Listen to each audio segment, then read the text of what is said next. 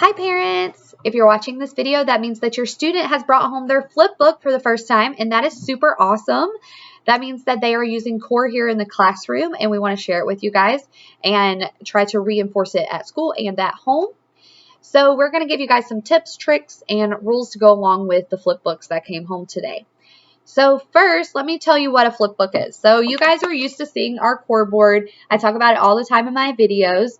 This is kind of the next step from the core board. So we add a lot more vocabulary with what we call our fringe. Fringe is kind of divided up by these different subtitles. It makes it easier for the kiddos to navigate through their fringe. And then we have like these quick fires up top. You know, are you hurt? Do something wrong? You thirsty, hungry? Gives you a lot more opportunities to model language. Underneath the core board, you'll see our QWERTY keyboard.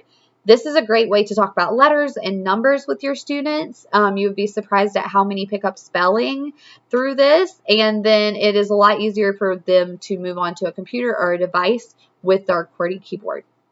All right, so this is considered a low-tech AAC device.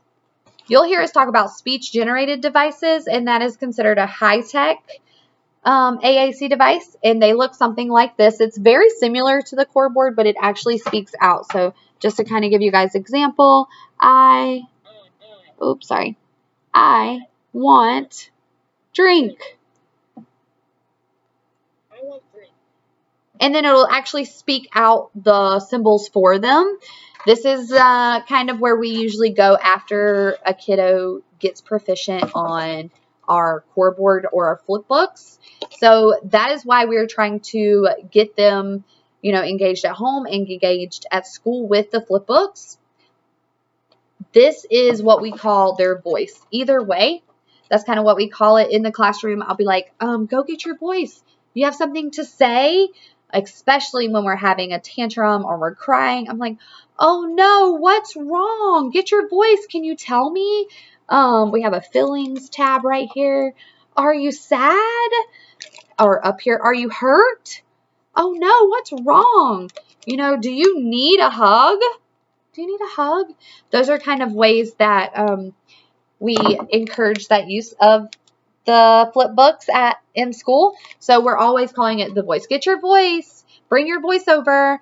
They have to learn to keep up with it. Your students has a strap or something that they can hold on to. So a lot of times we do like a crossbody, or they'll hang it around their neck. I have some students who really don't like things around their neck, so they'll kind of wear it like over the shoulder. Either way, they need to start being responsible for their book and keeping up with their book, because if they do move to a speech generator device, we don't want them to lose it. These are pretty expensive. Like, they get up into the $8,000 to $9,000 range for some of our devices. So we are going to go ahead and teach them to keep up with their device and be responsible for it. And plus, if any kind of communication opportunity arises, we want them to have their symbols right there so that they can talk to us. And we want to show the value. Like, this is important. You need to have this with you. This goes back and forth from home to school every day. Just like if we get them on a speech-generated device, same thing. This will go back and forth every day with the student. I do want to kind of go over some myths that go along with AAC. A lot of the times people think, oh, well, if you give them symbols or if you give them a speech-generated device, they're not ever going to speak because they have something else that speaks for them. I am telling you, I've been teaching for a while. I've seen this be very successful with quite a few students. And them being able to have those visual reminders really help them process their language. It helps them get it started. I'm not saying that your student will always need a speech-generated device, a Flipbook, anything like that, but it is the first stepping stone to getting their communication back up. So going forward with that, some tips and tricks that go along with our core board is when you want to model as much as you can everywhere. And don't be afraid to make a mistake all the time. I'm pretty good on this core board. You see me kind of fly around is because I've been using it for a while. But when I first started, this was my favorite. Uh-oh, where is that word? Where did open go? Can you help me find it? Oh, there it is. And you want to talk that out with your students because they're not going to be perfect either. They need to see you make mistakes, and they need to see you think about, Oh, I can't find that word. Where is it? Oh, there it is. Drink. I need a drink. You want to walk through that verbally with your students. You would be surprised at how many of them kind of like, oh, okay, she makes mistakes. I make mistakes. We all make mistakes, right? So we want to show that to the kiddos as well. Never force. We are only modeling. So we are only modeling for the student. We are never forcing them to say anything. You know, even if you know, like, you're thirsty, like you need something to drink. You're thirsty. You want a drink. I am never going to take their hand and be like, drink. Oh, okay, now you get the drink. This is only modeling. We are only, just like with typical kids, we don't ever force them to say anything. We are just saying, oh, are you thirsty? Do you want something to drink? Here you go. We're just modeling that for them vocally. We're just modeling this with our finger and vocally. So we're never forcing anything. And just to kind of let you guys know some situations that we've seen here, we have some students that had parents or outside providers really forcing core or forcing a speech generated device, and they just won't even touch it anymore. They're like, nope, that's work.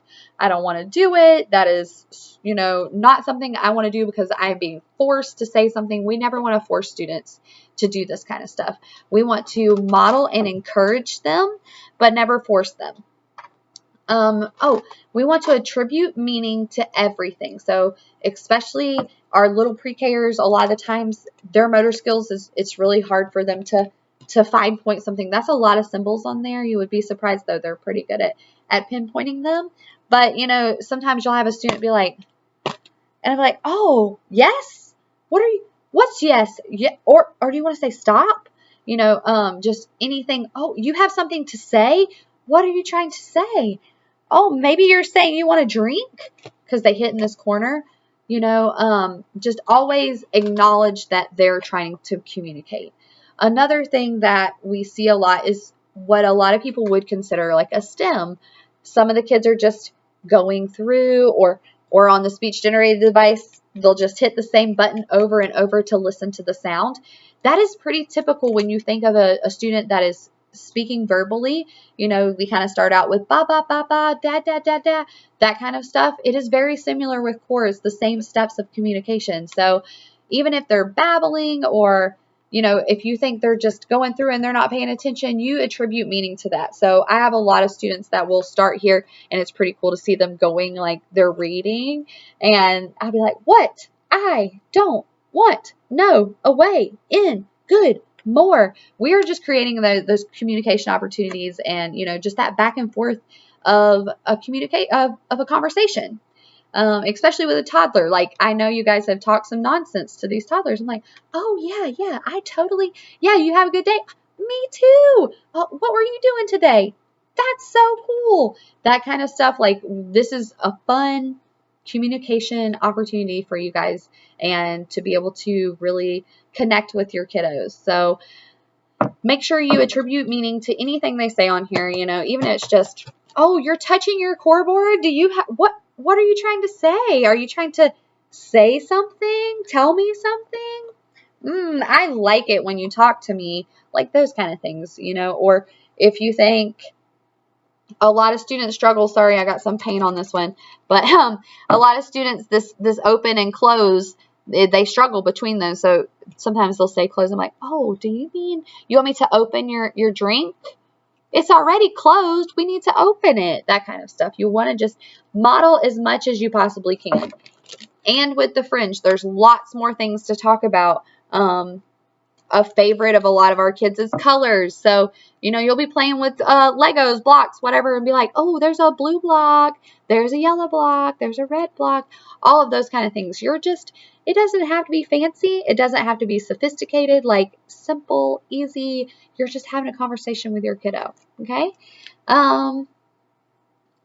Again, it's okay to make mistakes. We all make mistakes. We're human. Oh no, where did that word go? Can you help me find it? Or just, man, I messed up. Let me try again. And also these are laminate. It is okay to get them dirty. I can make more. These cost like maybe a few dollars to make. We want to get them ready for these. So we still want to treat them nicely. But if they get dirty, if they get wet, don't stress.